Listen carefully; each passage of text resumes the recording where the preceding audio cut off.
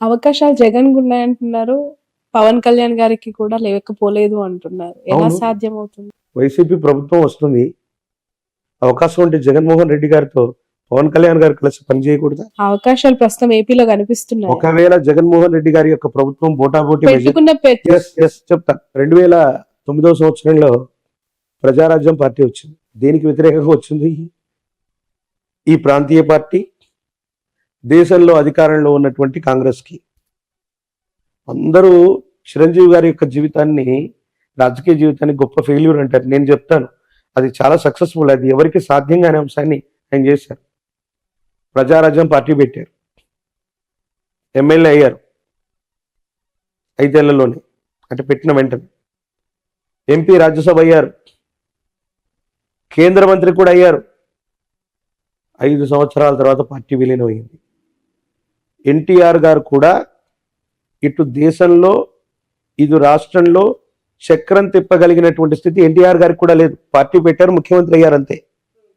కానీ చిరంజీవి గారు పార్టీ పెట్టినటువంటి నేపథ్యంలో జగన్మోహన్ రెడ్డి గారు బయటికి వెళ్ళిపోవడం వల్ల కాంగ్రెస్ ప్రభుత్వం మైనారిటీలో పడితే కిరణ్ కుమార్ రెడ్డి గారు ముఖ్యమంత్రిగా ఉండడానికి కారణం చిరంజీవి గారు అయ్యారు. అటు దేశంలో ఉన్నటువంటి యూపీఐ కూటమిలో కూడా మిత్రస్వామ్యంగా వాళ్ళు ఉన్నారు. అటు దేశంలో రాష్ట్రంలో 2 గవర్నమెంట్లో పనిచేసి 5 సంవత్సరాల తర్వాత వాళ్ళు విలీనమైపోయారు కాంగ్రెస్లో. జనసేన పార్టీ అవసరం కూడా రేపు పొద్దున్న తెలుగుదేశానికే కాదు, వైసీపీ అవ్వచ్చు, వైసీపీ బోటాబోటీ మెజారిటీతో ఏదైనా ప్రభుత్వాన్ని ఫామ్ చేసి సమీపమైన భవిష్యత్తులో ఏవైనా ఇబ్బందులు ఉన్నప్పుడు అది పవన్ కళ్యాణ్ గారికి సంబంధించిన పార్టీకి సంబంధించిన ఎమ్మెల్యేలతో, ఇప్పుడు జనసేన ఎమ్మెల్యే వైసీపీతోనే కలిసి ఉన్నాడుగా. 151 మంది ఎమ్మెల్యేలు వైసీపీ వాళ్ళు అవుతే ఆ +1 2 3 4 5లో మొట్టమొదటి జనసేన ఎమ్మెల్యే కూడా వీరితోనే కలిసి ఉన్నారు. శాశ్వతమైన శత్రువులు మిత్రులు రాజకీయాల్లో లేరంటూ ఉంటారు. ఈసారి వైసీపీ ప్రభుత్వం ఒకవేళ వ్యవస్థీకృతమై గవర్నమెంట్ని ఫామ్ చేసిన 5 సంవత్సరాల్లోపు ఏదైనా అస్థిరమైనటువంటి ప్రభుత్వం ఏర్పడితే పవన్ కళ్యాణ్ గారి యొక్క నేతృత్వంలోని జనసేన కూడా భాగస్వామ్యం అవ్వచ్చు.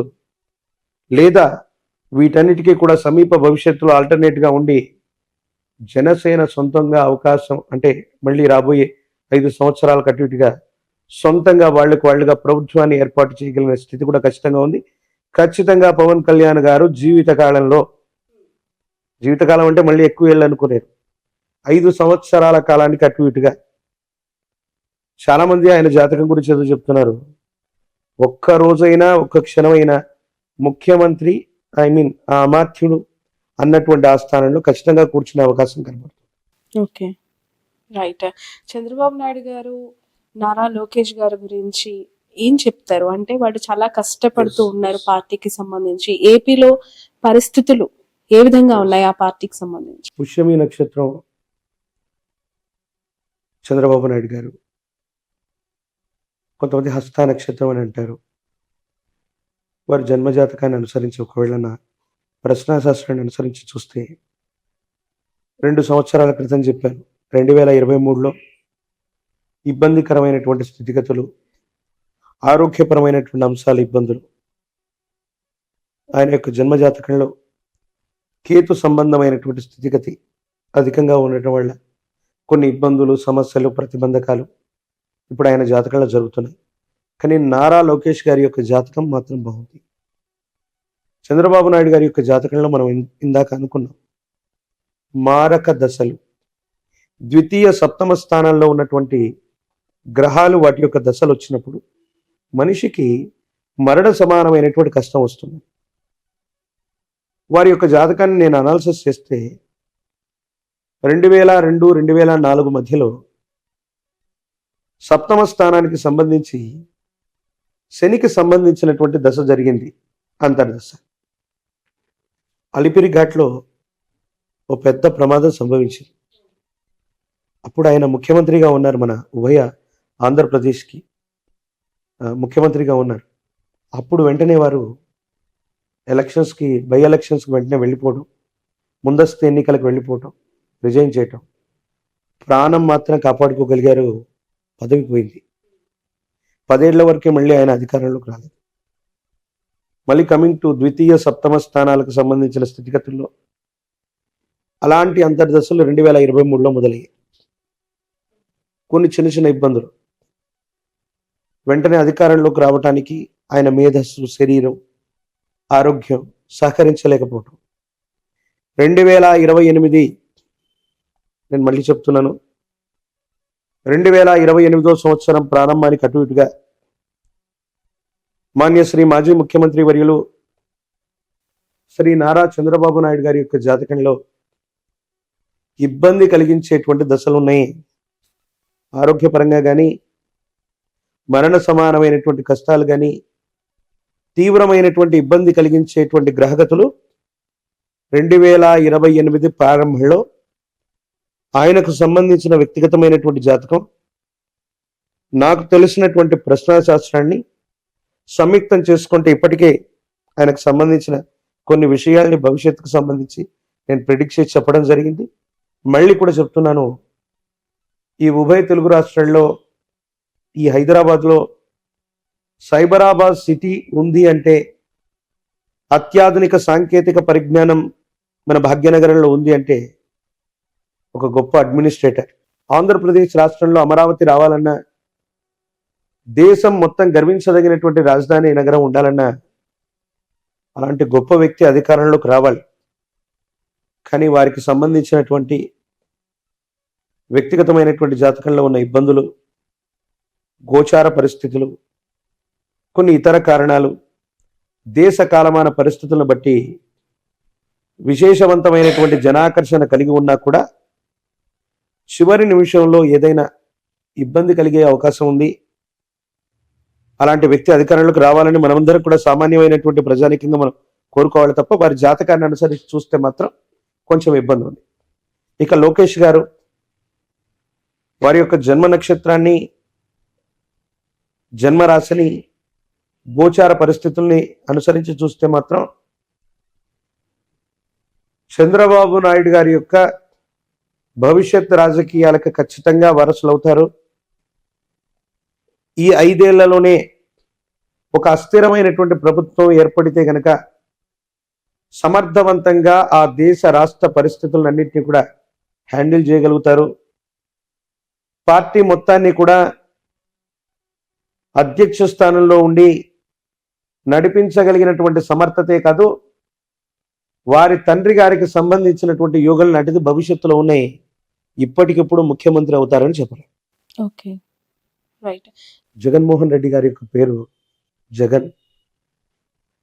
గా నా అక్షరాలని సంయుక్త అక్షరాలు అంటారు. వారి పేరులో కూడా 2 అక్షరాలే ఉన్నాయి. అంటే జాదీసి ఓన్లీ గన్ అని పెట్టాలా జగన్ గారికి? జగన్ అంటే గా అన్నటువంటిది సంయుక్తము అంటే ఒక అక్షరంతో మరో సగం అక్షరం కలిసిపోతే దాన్ని సంయుక్తాక్షరం అంటారు తెలుగులో. సో జగన్మోహన్ రెడ్డి గారి యొక్క పేరులో కూడా ఒక రకంగా ఆ విధంగా తీసుకుంటే అవి 2 అక్షరాల కిందే లెక్క. రాబోయేటువంటి శాసనసభ ఎన్నికల్లో, ఆంధ్రప్రదేశ్కి సంబంధించినటువంటి ఎలక్షన్స్లో వై నాట్ 175 అని జగన్మోహన్ రెడ్డి గారు ముందుకెళ్తూ ఉండొచ్చు దాకా. కానీ మనం శోభకృతనామ సంవత్సరంలో ఉన్నాం. శోభకృతనామ సంవత్సరే సర్వసస్యాభివృద్ధయ నృపానాంచ మన్యోన్యం ప్రజానాంచ పరస్పరం. ప్రజల చేత ప్రజల కొరకు ఎన్నుకోబడ్డటువంటి ప్రజా సంబంధమైన ప్రభుత్వాలు మాత్రమే ఈ శోభకృతు అనేటువంటి పేరు కలిగినటువంటి సంవత్సరాల్లో వస్తాయని శాస్త్రం. ఇక్కడ అదే జరిగింది. జగన్మోహన్ రెడ్డి గారు 175 స్థానాలు 151+ వాళ్ళు అనుకుంటున్నారు. తీవ్రమైనటువంటి ప్రజా వ్యతిరేక సంబంధమైన స్థితిగతుల వల్ల మళ్ళీ అధికారంలోకి రావటం అన్నటువంటి విషయం మీద వాళ్ళు దృష్టి పెట్టాలి.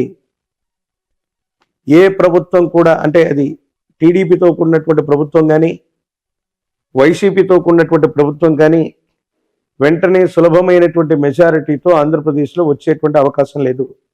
But first priority is Jaganmohan Reddy గారికి సంబంధించిన ఆరుద్ర నక్షత్రం, కాలజ్ఞానానికి సంబంధించినటువంటి స్థితిగతులు, దేశ కాలమాన పరిస్థితులను బట్టి చూస్తే ఆ ప్రభుత్వం బోటాబోటీ మెజారిటీ అంటే కనీస మెజారిటీతో కంటిన్యూ అవ్వటానికి కొన్ని ప్రత్యేకమైన ఎక్కువ అవకాశాలు ఉన్నాయి. విపక్షాలుగా చెప్పుకోబడుతున్నటువంటివి